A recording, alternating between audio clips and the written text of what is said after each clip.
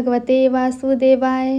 प्रिय मित्रों, आप पवित्र पथ पर अर्जुन के विषाद के उस अंतिम चरण में पहुंच चुके हैं जहां अब उसके भीतर कोई नया तर्क नहीं बचा, केवल डर, आशंका और नैतिक भय शेष है। अब अर्जुन अपने मन के सबसे गहरे भय को शब्दों में रख रहा है, एक ऐसा भय जो केवल वर्तमान से नहीं, अनंत भविष्य से जुड़ा हुआ है।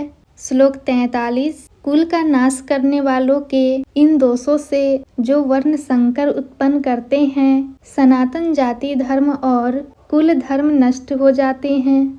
यह श्लोक अर्जुन के पूरे तर्क का निष्कर्ष है। अब वह कह रहा है, यह केवल युद्ध नहीं है, यह सभ्यता का विनाश है। अर्जुन मानता है, कुल का नाश करने वालों के जो दोष हैं, वे केवल व्यक्तिगत नहीं हैं, वे सामूहिक परिणाम पैदा करते हैं। वह कहता है, इन दोषों से वर्ण संकर उत्पन्न होता है। जैसा हमने पहले भी समझा, वर्ण संकर यहाँ केवल सामाजिक वर्गों का मिश्रण नहीं है, यह संस्कारों की अव्यवस्था है। जब गुरु नहीं रहते, परंपरा टूट जाती है, मार्गदर्शन समाप्त हो जाता है, तो पीढ़ियां भ्रम में जन्म लेती है। और अर्जुन का भय यही है, यदि यह युद्ध हुआ तो सनातन जाति धर्म और कुल धर्म दोनों नष्ट हो जाएंगे। सनातन जो समय से परे है, जो पीढ़ियों से मानवता को दिशा देता आया है, कुल धर्म जो परिवार को नैतिक रीढ़ देता है। अर्जुन मान रहा है, यदि यह दोनों टूट गए तो मनुष्य केवल शरीर बनकर रह जाएगा, आत्मा रहित, मूल्यहीन। मित्रों, यह भय काल्पनिक नहीं है, यह वही भय है जो हर युग में सचेत लोग महसूस करते हैं। यदि हम आज गलत उदाहरण छोड़ गए तो आने वाली पीढ़ियां किससे सीखेंगी? अर्जुन अपने समय से आगे देख रहा है, लेकिन फिर भी वह एक जगह अटक गया है। वह यह मान रहा है, युद्ध से बचना धर्म की रक्षा है।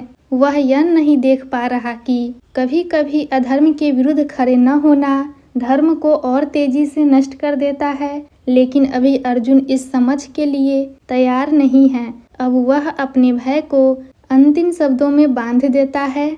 श्लोक 44। हे जनार्दन, जिन मनुष्यों के कुल धर्म नष्ट हो जाते हैं, उनका निवास अनिश्चित काल तक नरक में होता है, ऐसा हमने सुना है। मित्रों, यह श्लोक अर्जुन के भय की चरम सीमा है। अब वह कहता है, ऐसा हमने सुना है। ध्यान दीजिए, यह उसका स्वयं का अनुभव नहीं है, यह परंपरा से सुनी हुई चेतावनी है।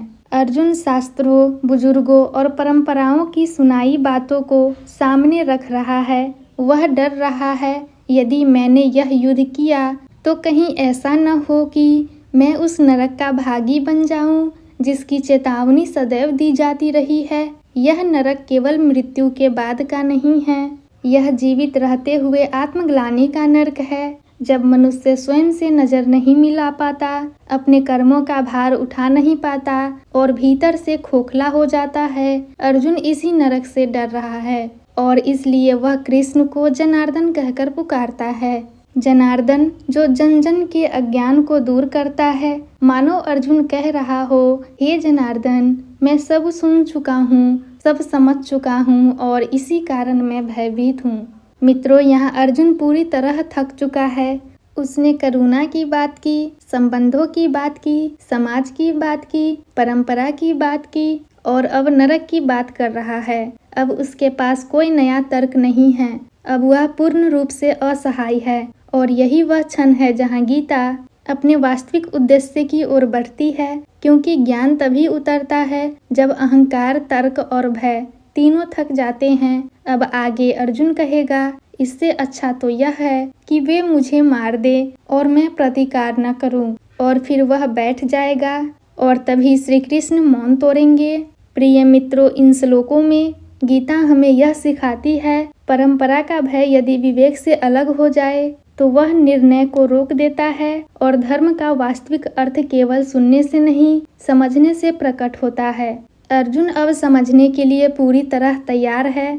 पवित्र पथ के साथ बने रहिए। अगले श्लोकों में अर्जुन का विषाद अपने अंतिम शब्दों तक पहुँचेगा और उसके तुरंत बाद कृष्ण का दिव्य उपदेश मानवता के लिए अमर हो जाएगा। ओम शांति शांति शांति।